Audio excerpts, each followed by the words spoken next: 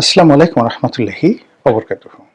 সম্মানিত দর্শক, ত্রয়োদশ জাতীয় সংসদ নির্বাচনের যে সময়, তো সেই দিক থেকে ফেব্রুয়ারি মাসের 12 তারিখে যে নির্বাচন হবে, আজকে জানুয়ারি মাসের 19 তারিখ সন্ধ্যাবেলায় আমি এই ভিডিওটি যখন করছি, তো সেই দিক থেকে যদি আপনি হিসাব করেন তাহলে কত 20 দিন সময় আছে বড়জোর হাতে।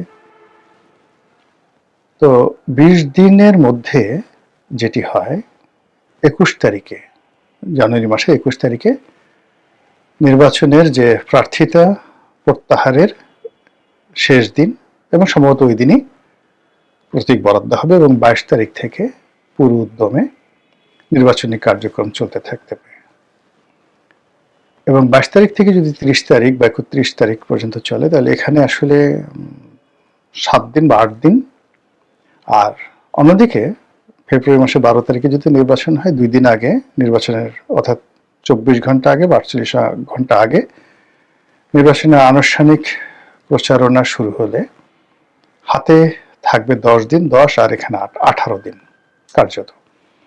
তো এই 18 দিনের যে নির্বাচন শুরু করার আগে, অর্থাৎ 22 তারিখ থেকে যে আনুষ্ঠানিক প্রচার এবং প্রপাগান্ডা হবে, সে অনুযায়ী সারা বাংলাদেশে আমরা অতীতে যে চিত্রগুলো দেখেছি তার একটি চিত্র বাংলাদেশে আমরা দেখতে পাচ্ছি না।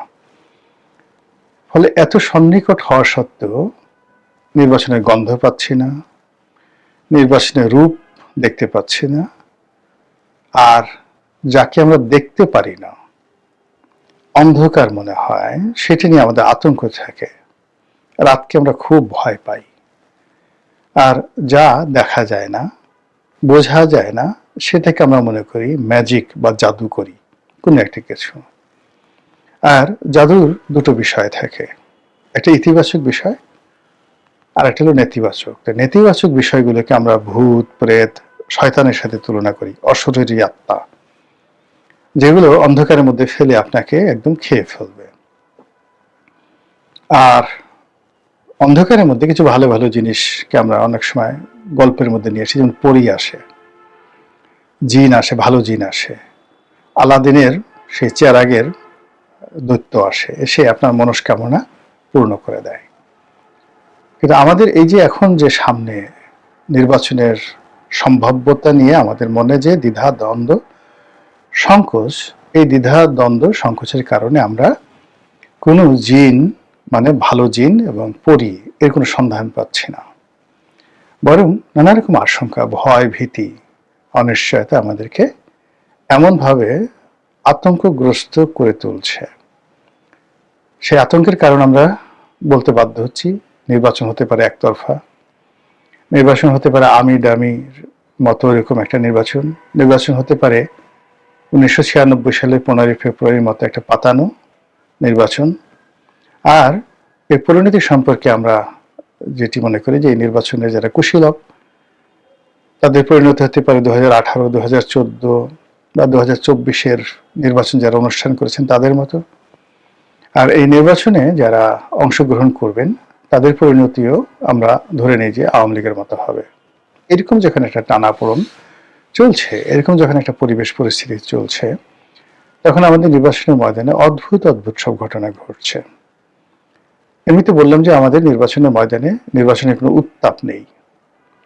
হাতে গোনা 2-3টি জায়গাতে অহেতুক নির্বাচনে বিতর্ক হচ্ছে। যেমন রুমিন ফারহানা যে আসনে দাঁড়িয়েছেন, তো সেখানের কিছু কিছু ভিডিও চিত্র এভরিডে সোশ্যাল মিডিয়াতে আসছে, কিন্তু আমরা এখনো পর্যন্ত জানি না যে আসলে রুমিন ফারহানার ওই এলাকাতে নির্বাচনটা কতটা উৎসবমুখর হয়ে পড়েছে, বা সেখানে বিএনপির প্রার্থী ভার্সেস রুমিন ফারহানা, তাদের মধ্যে আসলে কতটা প্রতিযোগিতা হচ্ছে।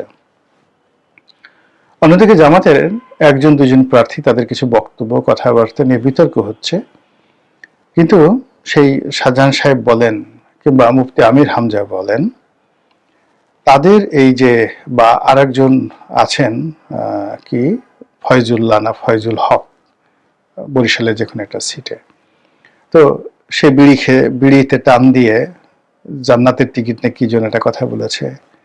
আমির হামজাও বিভিন্ন কথাবার্তা বলেছে। তো এদের বক্তব্য নিয়ে সামাজিক মাধ্যমে নিন্দা হচ্ছে, পক্ষে বিপক্ষে। ওই যে চট্টগ্রামের শাহজাহান সাহেবের কথা নিয়ে কথাবার্তা হচ্ছে, কিন্তু আলটিমেটলি তারা তাদের নির্বাচনী এলাকায় কতটা সাড়া ফেলতে পেরেছেন ওটা আমরা কিছু জানি না। অন্যদিকে নির্বাচনের যে প্রধান, যাদেরকে স্টার পলিটিশিয়ান আপনি বলতে পারেন, সেখানে চরমোনাই পীর সাহেবের যে ছোট ভাই মুফতি ফয়জুল হক নাকি, হ্যাঁ এরকমই, ছোট পীর যিনি আর কি, তো তিনি যেখানে প্রার্থী হয়েছেন, জনাব তারেক রহমান সাহেব যেখানে প্রার্থী হয়েছেন, জামাতের আমির ডক্টর শফিক যেখানে প্রার্থী হয়েছেন, এই জায়গাগুলোতে কেমন হচ্ছে নির্বাচন আমরা তার কোনো আমেজ দেখতে পাই না। এই শহরে আমি ঘুরে বেড়াই, অহরহ ঘুরে বেড়াই, কিন্তু কোনো একটা জায়গাতেই কিন্তু নির্বাচনের ব্যাপারে যে খুব ভালো কিছু হচ্ছে না, একেবারে কোনো কিছু হচ্ছে এটা আমরা দেখতে পাই না। আমরা বরং সব জায়গাতেই খুব রীতিবিরুদ্ধ কিছু জিনিসগুলো দেখি।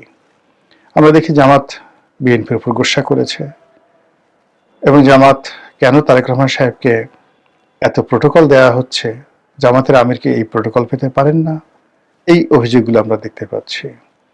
আমরা দেখতে পাচ্ছি এনসিপির যে সকল নেতৃবৃন্দ যারা এই কয়দিন আগে মানে সারা বাংলাদেশের দণ্ড এবং মুন্ডের অধিকর্তা ছিলেন, তারা এই সময়টাতে অসহায়ের মতো আকুতি জানাচ্ছে, মিনতি জানাচ্ছে, বিভিন্ন কথাবার্তা বলছে।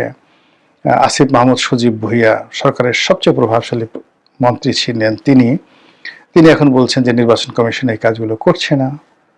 তারপর বিএনপির যারা লোকজন রয়েছেন তারাও ইলেকশন কমিশনের কিছু কর্মকাণ্ডের ব্যাপারে ভীষণ রকম বিরক্ত, তবু তারা ধৈর্য ধারণ করে ইলেকশন কমিশনকে বলছেন যে বিএনপি ইলেকশন কমিশনকে বৃদ্ধাঙ্গুল দেখাবে না, সাহায্য করবে, হ্যান্ডশেক করবে। তো এরকম যে একটা পরিস্থিতি, সেই পরিস্থিতিতে তারেক রহমান সাহেবকে নিয়ে নতুন যে ভাইব, সেই ভাইবে মনে হচ্ছে যে তিনি বাংলাদেশের প্রধানমন্ত্রী। এর আগে অবশ্য জামাতের যে আমির ডক্টর শফিক, তাকে নিয়েও মানে একটা ভাইব তৈরি হয়েছিল যে তিনি হয়তো জামাতের আমির, বাংলাদেশের আমিরে জামাত হয়ে যাচ্ছেন। তো এই যে একটার পর একটা ভাইব, জামাতের আমির প্রধানমন্ত্রী হওয়ার আগে এনসিপির প্রধান যেটা হলো যে নাহিদ ইসলাম, তো তিনিও প্রধানমন্ত্রী হবেন, ভবিষ্যৎ প্রধানমন্ত্রী, এরকম একটা ডিক্লারেশন জনাব শফিক, যে যাকে তথ্য উপদেষ্টা, তার জবান থেকে এসেছিল। তো এরকম বহুমুখী যে প্রচার, প্রোপাগান্ডা এবং একটার পর একটা দৃশ্য এসে অন্য দৃশ্যকে ভুলিয়ে দিচ্ছে, এরই মধ্যে অভিনব কিছু ঘটনা কিন্তু ঘটে যাচ্ছে। এবং সেই অভিনব ঘটনার মধ্যে যেটি দেখা যাচ্ছে সেটা হলো আমাদের দেশের নারী ভোটার এবং তরুণ ভোটার, এদের যেটাকে বলা হয় মস্তিষ্ক ধোলাই করার যে কাজটি গত 17 মাসে জামাত যেভাবে করতে পেরেছে, এভাবে অন্য কেউ করতে পারেনি। মানে আপনি জামাতের এই নির্বাচন হবে কি হবে না আমরা এখন পর্যন্ত জানি না, নির্বাচন হলে জামাত পাশ করবে কি করবে না এটাও আমরা জানি না, নির্বাচন ইঞ্জিনিয়ারিং হবে কি হবে না এটাও আমরা জানি না, কোনো কিছু জানি না। কিন্তু একটা বিষয় আমরা বুঝে গেছি যে জামাতের বিরুদ্ধে যে অভিযোগগুলো, তারা জান্নাতের টিকিট বিক্রি করছে, এটা নিয়ে আমরা যতই তাদেরকে তুচ্ছ এবং তাচ্ছিল্য করি না কেন, আমাদের মা বোনদের মধ্যে ইতিমধ্যে জামাত ঢুকে গেছে।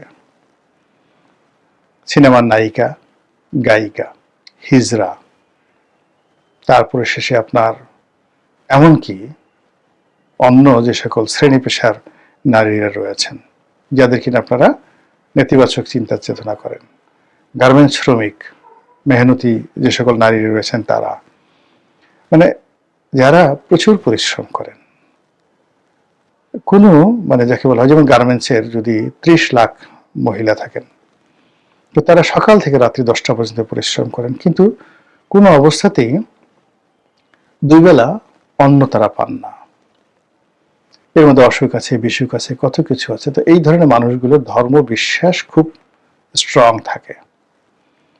এরপর তারা গরুর মাংস খেতে চান, খাসির মাংস খেতে চান, পোলাও কোরমা খেতে চান, পারেন না। তখন তারা জান্নাতের স্বপ্ন দেখেন যে ঠিক আছে দুনিয়ার এইভাবে গেল, জান্নাতে গিয়ে আমরা এগুলো খাবো। এরপরে তারা চিন্তা করেন যে দুনিয়াতে গার্মেন্টসের যে লোকটি চাকরি করে তার বউ হয়তো অত সুন্দর না, কিন্তু তার খুব পছন্দ সেই আমির হামজার যে পছন্দের তামিল নায়িকা রশ্মিকা মান্দানা, ওইরকম একজন সুন্দরী নারী। বা ধরুন পুরুষদের মধ্যে কারো পছন্দ উত্তম কুমার, কারো পছন্দ শাহরুখ খান, কারো পছন্দ শাকিব খান, কিন্তু তারা হয়তো তাদের স্বামী সারাদিন পরিশ্রম করে, গায়ে গন্ধ, দাঁত মাজে না, মুখ ভর্তি সেই যে করে হাড় গোড় করা, মানে খেটে খাওয়া মানুষের যে একটা অবস্থা। তো ওই নারী চিন্তা করে যে বেহেশতে গিয়ে সে একটা গেলমান পেয়ে যাবেন বা সুন্দর একটা পুরুষ পেয়ে যাবেন। তো এই যে একটা অবস্থা, সেই অবস্থার কারণের সাথে সাথে আবার আর একটা বিষয় আছে, তাদের মধ্যে অনুশোচনা বোধ খুব প্রবল, যে আমি যে সারাদিন পরিশ্রম করে আমি তো আল্লাহর কাজ করতে পারি না, আমি তো নামাজ পড়ি না, কোরআন শরীফ পড়তে পারি না, আমার কি দশা হবে। দিন শেষে একটা চিন্তা লাগে। আমরা ছোটবেলায় যখন এই পুলসিরাতের গল্প শুনতাম, হাসরের ময়দানের গল্প শুনতাম, কিয়ামতের গল্প শুনতাম, ভয়ে থরথর করে কাঁপতাম শৈশবে। এখন এরকম সাধারণ মানুষও কিন্তু ওয়াজ শুনে, দলে দলে গিয়ে ওয়াজ শুনে, বিভিন্ন ইসলামের কথাবার্তা শুনে শুয়ে তারাও কিন্তু ভয় থরথর করে কাঁপে। ঠিক তাদের কাছে জামাত যে জান্নাতের আহ্বান নিয়ে গেছে, যে জামাতকে ভোট দিলে সহজে তুমি জান্নাতে যেতে পারবে, তোমার গুনাহ মাফ হবে। আর এটাকে তারা এত চমৎকারভাবে বুঝিয়েছে যে তোমরা যদি জামাত বাদ দিয়ে কোনো বেনামাজিকে ভোট দাও, তাহলে ও যতবার নামাজ না পড়বে গুনাহ তোমার, তুমিও নামাজ পড়ো না, ও নামাজ না পড়ার কারণে ওর গুনাহটা তোমার কাছে আসবে। তুমি তারা ভোট দিলা, ও গম চুরি করলো, ধান চুরি করলো, তারপর শেষে ও চাঁদাবাজি করলো, জেনা করলো, ব্যভিচার করলো, মদ খেলো, এসব দায় দায়িত্ব তোমার। আর জামাতের লোককে ভোট দেবে, দেখো জামাতের লোক কত সুন্দর 5 ওয়াক্ত নামাজ কালাম পড়ে। ফলে ওই লোক জামাতের যিনি এমপি হবেন তার যত ভালো কাজ, ওই ভালো কাজগুলো তোমার পকেটে আসতে থাকবে। এবং সাধারণ মানুষ এগুলো এমন গেলা গিলছে। কয়েকজন নারীর সাক্ষাৎকার দেখলাম, এক নারী দেখলাম খেটে খাওয়া মানুষ, কোনো সমুদ্র সৈকত অথবা রাস্তার পাশে কোনো ফুড কোর্ট স্পষ্ট বোঝা যাচ্ছিল না, সেখানে সে খাবার দাবার বিক্রি করে জীবন জীবিকা নির্বাহ করে, তরুণী। তো তাকে জিজ্ঞাসা করা হলো কাকে ভোট দিবেন, সে বলল যে আমি জামাতকে ভোট দেবো। কেন? যে পাপ করি, যে গুনাহ করি, সারাদিন নামাজ কালাম পড়ি না, তো জামাতের ভোট দিয়ে জান্নাতে যেতে চাই। তো একথা সে এতটা সাবলীল ভাবে বললো, কোনো অভিনয় না, শেখানো কথা নয়, ওর মস্তিষ্কের মধ্যে এটা ঢুকিয়ে দেওয়া হয়েছে।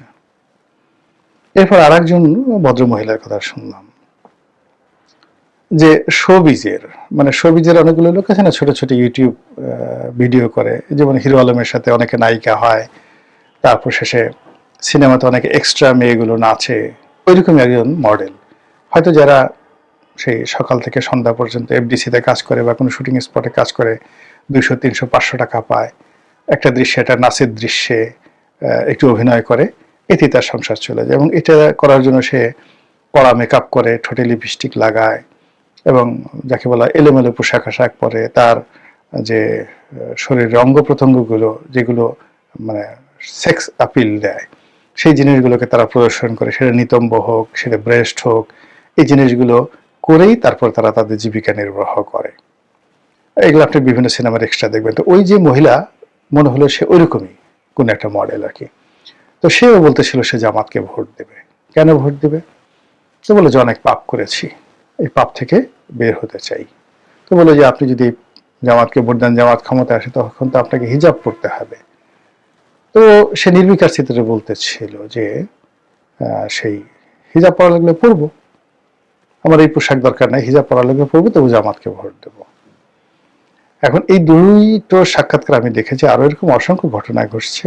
অন্যদিকে মির্জা আব্বাসের যে বক্তব্যগুলো, যে তার নির্বাচনী এলাকাতে প্রায় প্রতিটা বাড়িতে জামাতের মহিলারা ঢুকে যেভাবে অন্য যাকে বলা হয় দলের, বিএনপির বা নিরপেক্ষ বা সাধারণ যারা মা বোন রয়েছেন, তাদেরকে যেভাবে ধর্মের দোহাই দিয়ে জামাত তাদেরকে ডাইভার্ট করে ফেলেছে জামাতে ভোট দেওয়ার ব্যাপারে, দাঁড়িপাল্লার ব্যাপারে, এইটা দেখে ইতিহাসে প্রথমবারের মতো রীতিমতো মির্জা আব্বাসের মতো প্রাজ্ঞ রাজনীতিবিদ আঁতকে উঠেছেন। এখন তিনি জামাতের নাম শুনতে পারেন না। অন্যদিকে গিয়ে দেখেন, ওই যে আমাদের টেলিভিশনের জনপ্রিয় মুখ সৈয়দা আশিফা আশরাফি পাপিয়া, এমপি পাপিয়া, তো ওর এলাকাতে, পাপিয়ার এলাকাতে জামাতের খুব প্রাধান্য চাঁপাইনবাবগঞ্জে। এখন ওখানে জামাত যেভাবে তৎপরতা চালাচ্ছে, পাপিয়া রীতিমতো পাগল হয়ে গেছে। এ কারণে তার হাজব্যান্ড ওখানে বিএনপি মনোনয়ন পেয়েছে এবং ওখানে চাঁপাইনবাবগঞ্জ শহরে মানে বাংলাদেশের যে কয়টি জামাতের দুর্গ আছে তার মধ্যে সবচেয়ে বড় দুর্গটা হলো ওই চাঁপাইনবাবগঞ্জ পুরো জেলাতে। তো সেখানে জামাত যে কাজ করছে সেই কাজে পাপিয়া রীতিমতো পাগল হয়ে গেছে।